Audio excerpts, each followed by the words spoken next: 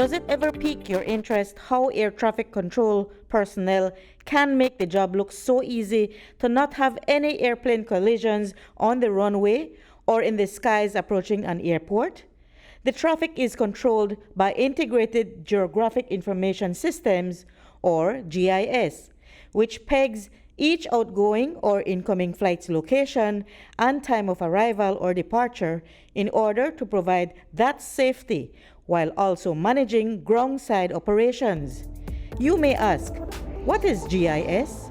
GIS is a system. It stands for Geographic Information System, and it's a system that creates, manages, and analyzes information. So the difference that GIS makes is that you collect data, you put it in Excel, you put it in Word, or any database.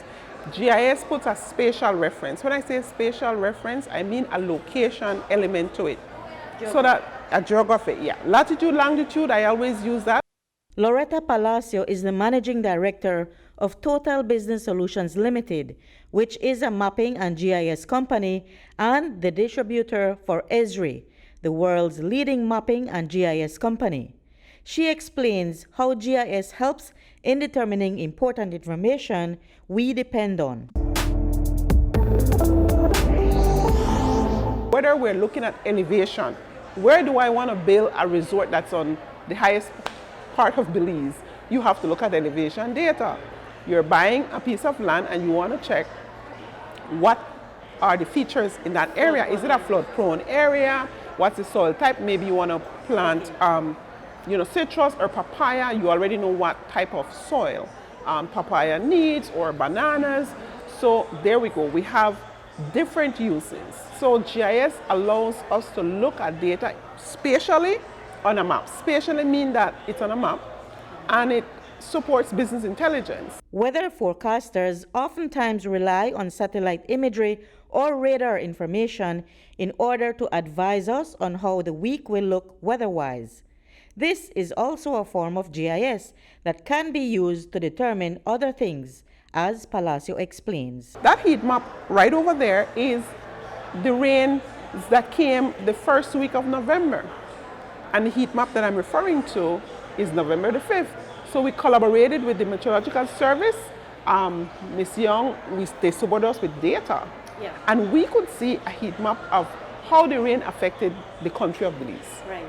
So we're talking about various industries, various uses. GIS also provides information that lets us determine where to build what and where not to. You can look at digital elevation model. You can look at what is going on with this area, the elevation above sea level, for example. I don't think I want to build this theater here. I don't think I want to build this school here, because you flew drone or you got satellite imagery from a company, and the data, that drone flight, is put into a GIS. So GIS can look at just a record, where the building is, the description of the building, who works there, and what it does, and the annual revenue, and all that kind of stuff. But now that we have this level of advanced technology at our fingertips, which demonstrates how easy it is to navigate rugged terrain virtually, it begs the question, how difficult was it to get the necessary information before all this came into being? GIS expert at the Belize Defense Force, Lieutenant Edwin Varela, gives us an idea. But I can only imagine, based on documentaries, based on what my research, how it used to be done back then, it was very, very hectic. But not to say that some of it has gone away. We still do map reading. What we do at the Belize Defense Force with GIS, which is a fundamental part of how we plan operations at the BDF. And that includes being able to gather the data, which happens throughout, not only daily, but throughout the years. This is data that we use then to do proper planning at the strategic and all the way down to the tactical level, which will benefit the soldiers and at the ministry. It was very cumbersome. It was taking them a lot longer to get back to the customer or to do the work that the ministry or department or company needed to do. Because when you go and do map a house or a meter, you just bring it up and you're at that house. And they allow, yes, And they allow the field worker certain information. Given the nature of geographical information, then, it is not far-fetched to see the logic behind its use by the utility companies to determine what areas their services are needed.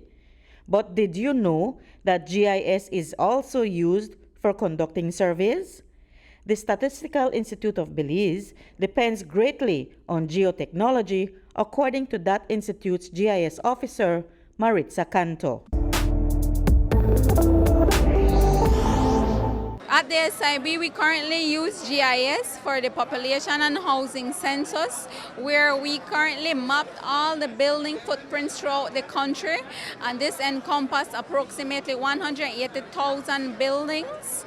Of this, approximately 150,000 are households, and we also collected information such as the building use, building classification, roof type, wall type, etc. And that information is used for what? We collect additional information so that this can assist NEMO, for example, to be able to conduct natural disaster analysis and assessment prior to an incoming storm or disaster. Reporting for News 5, I'm Marion Ali.